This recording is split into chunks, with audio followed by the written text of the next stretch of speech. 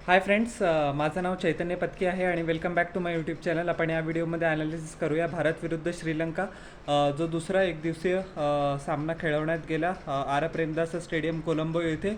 आणि खूप डिप्रेसिंग सामना होता तो ॲज अ इंडियन सपोर्टर बघायचा. आणि मला खूप काय म्हणतात त्याला की लाज वाटली की जे इंडियन बॅट्समन वर्ल्ड रिनाऊंड आहे थ्रूआउट दी जनरेशन्स, क्वालिटी स्पिन कशी खेळायची, त्यांना साधा जेफ्री वँडरसी सारखा बॉलर पण खेळता आला नाही. सो किती मोठं आपलं स्टँडर्ड अगेन्स्ट क्वालिटी स्पिन, आणि ज्या स्पिन पिचमध्ये स्पिनसाठी थोडीशी मदत आहे, एवढं आपलं स्टँडर्ड पडून गेलेलं आहे की आपण ही मॅच 32 धावांनी हरून गेलो आणि वँडरसी सारख्या बॉलरला आपण 6 विकेट्स देऊन टाकल्या. I think so it is very pathetic आणि लाजिरवाणा पराभव आहे. टेक्निक्स एक्सपोज होऊन गेलेले आहेत. फक्त रोहित शर्मा चांगल्या पद्धतीने खेळला, विराट कोहलीला पण इनिशिएटिव्ह घेता आला नाही. आणि बाकीच्या बॅट्समनचं जर तुम्ही जाऊच द्या, पूर्ण 3-13 वाजून गेले.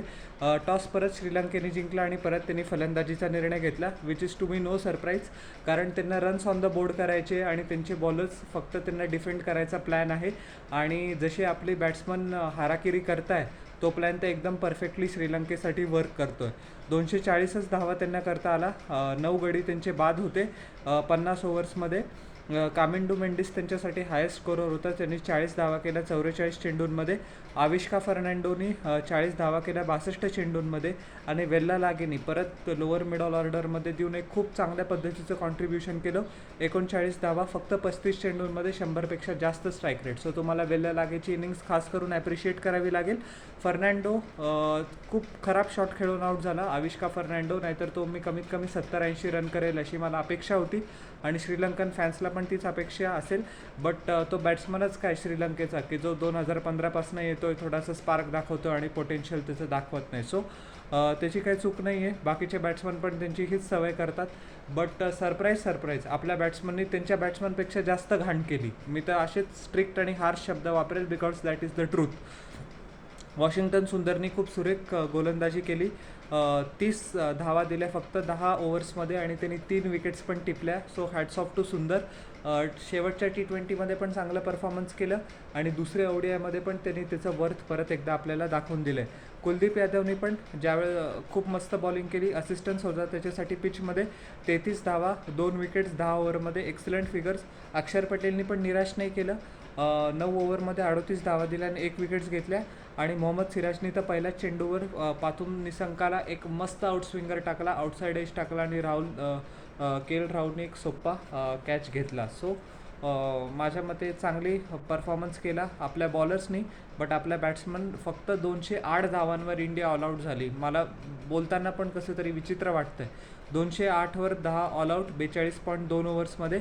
Rohit Sharma the lone fighting warrior for team India, 64 धावा केली त्यांनी फक्त 44 चेंडूंमध्ये. 5 चौकार आणि 4 गगनचुंबी षटकार होते.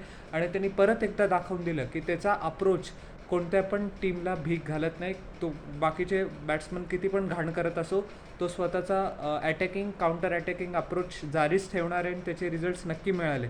ज्या वेळेला रोहित शर्मा गेला, मला वाटलं यार थोडीशी मॅच फसू शकते. विराट कोहलीला पण या मॅचमध्ये कमाल करता आली नाही, फक्त 14 धावा केली त्यांनी 19 चेंडूंमध्ये. शुभमन गिलनी सुरुवात चांगली गेली, बट अनफॉर्च्युनेटली त्याला त्याची स्टार्ट मोठ्या स्कोअरमध्ये कन्वर्ट करता आली नाही. 35 धावा केल्या त्यांनी 44 चेंडूंमध्ये, 3 चौकार लगावले शुभमन गिलनी पण. अक्षर पटेलनी शेवटी परत एक व्हॅल्युएबल कॉन्ट्रीब्युशन दिलं, पण तो मॅच संपवू नाही शकला अनफॉर्च्युनेटली आपल्यासाठी. 44 चेंडूंमध्ये 44 धावा, 2 षटकार आणि 4 चौकार. त्याची फीट चांगल्या पद्धतीने यूज केली, स्ट्राईक पण चांगला रोटेट करत होता, वेळेवर बाउंड्रीज पण लगावली. बट काही आपल्याला तो विजयश्री खेचून आणू नाही शकला.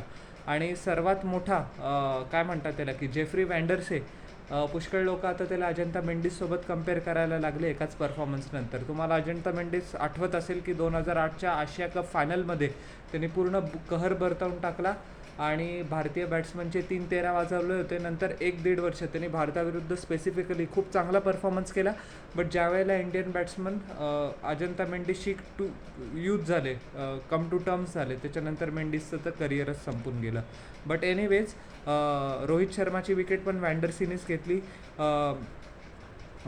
शुभमन गिलची पण त्यांनी घेतली. विराट कोहलीला त्यांनी आउट केलं. शिवम दुबे, माझ्या मते तो काय कॉन्ट्रीब्युशन करतोय टीम इंडियासाठी मला काहीच माहिती नाही. वर्ल्ड कपपासून मॅनेजमेंट त्याच्यासोबत परसिस्ट करते. अरे खूप चान्सेस देऊन झाले त्याला. आता कोणतं तरी एक तर जेन्युइन बॅट्समन तरी खेळा, नाही तर बॉलर तरी खेळाल. कारण आता त्यांनी 0 धावा केल्या 4 चेंडूंमध्ये. त्याचा ॲज अ बॅट्समन म्हणून काय कॉन्ट्रीब्युशन आहे? काहीच नाही, 0.